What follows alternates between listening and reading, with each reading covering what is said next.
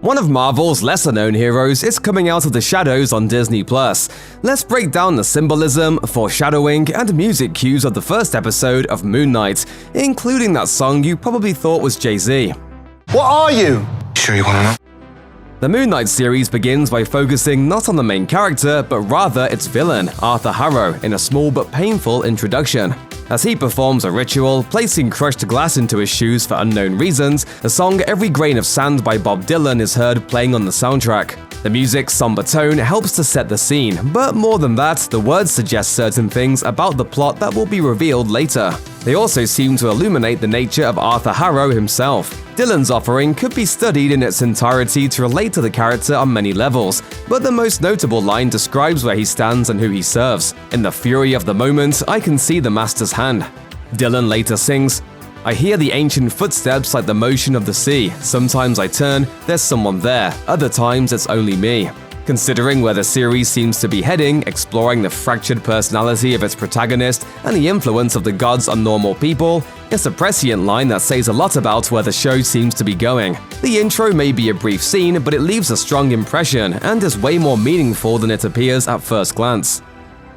As Stephen Grant is leaving his job at the museum, much of the audience will be focused on the interaction between him and the security guard, whom Stephen corrects for calling him the wrong name. That's a bit of foreshadowing unto itself, but many viewers might notice a familiar flute sound playing in the background, one that sounds unmistakably like the beat for Big Pimpin' by Jay-Z.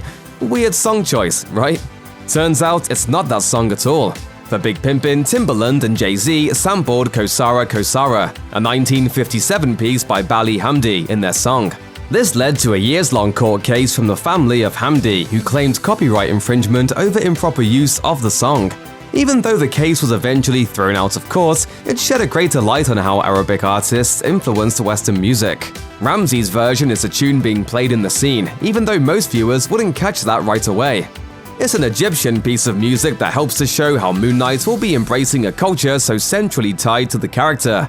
It's also just an incredibly catchy tune. It has to be weird to find an unfamiliar flip phone hidden in your home, especially when it has 30+ missed calls from someone else's ex. Amongst the many notifications of Layla, though, sticks out the singular instance of another caller, Duchamp. Though the name is clearly important, it won't ring any bells for those unfamiliar with the comics. The character who Mark Spector calls Frenchie is a big part of the books, but it doesn't look like we will be seeing him in the show just yet. Jean-Paul Duchamp was a soldier like Spector, but one who joined the French Legion. He was a mercenary when the two met. He spent many issues fighting alongside his comrade, not only as a soldier and his personal pilot, but as a close friend as well. His association with Moon Knight and others often put him in danger, which saw the loyal companion get beaten badly on occasion and even required him to use cybernetic leg enhancements at one point to walk. Duchamp's closeness with Mark was also explored when the character came out as gay, but the two would continue to remain just friends. Frenchie began dating his physical therapist and opened a restaurant. Though Duchamp seems to have moved away from the action-adventure lifestyle in the comics, this Easter egg implies he might have a big role in the show one day. Ethan Hawke does an amazing job as the primary antagonist of Moon Knight, Arthur Harrow, but no one should be discouraged if they don't recognize this particular villain or know what he's about. Harrow only appears in one issue of the comic, Moon Knight Fists of Khonshu Issue 2, from 1985. Though he makes an impression in the issue, it appears all the show really wanted to use was his name. The actual comic book character was a geneticist who studied the lengths at which humans experience and deal with pain, eventually creating soldiers who couldn't feel it. All of this knowledge was gained from experiments that involved torturing various subjects, mostly during World War II. The opening scene of Moon Knight sees Harrow putting glass in his shoes and walking in them as some type of self-flagellation, and he is shown to have an enormous number of followers. These aspects of the character had most readers believing that he could also be a version of the villainous Sun King, but the powers and the fact that Harrow serves Amit, the Soul Eater, don't quite add up to that. I judge you in Amit's name with but a fraction of her power. This makes sense. Why wouldn't the creators save someone that hot for another adventure later on?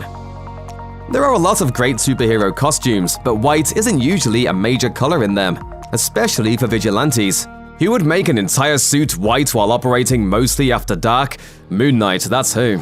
The explanation is simple enough. He's an avatar dispensing justice, a symbol for Khonshu. Spectre wants to be seen and easily identifiable, to strike fear into his prey when he comes after them, but it also looks cooler when he has their blood all over him.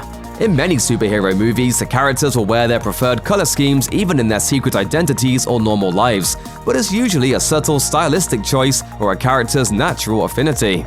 With someone like Stephen Grant who doesn't know about his alternate identity yet, it comes off as more subconscious when he's seen sporting a white t-shirt or hoodie. This adds an extra level to the concept of Grant attempting to figure out his true nature, and it's a neat little detail for fans.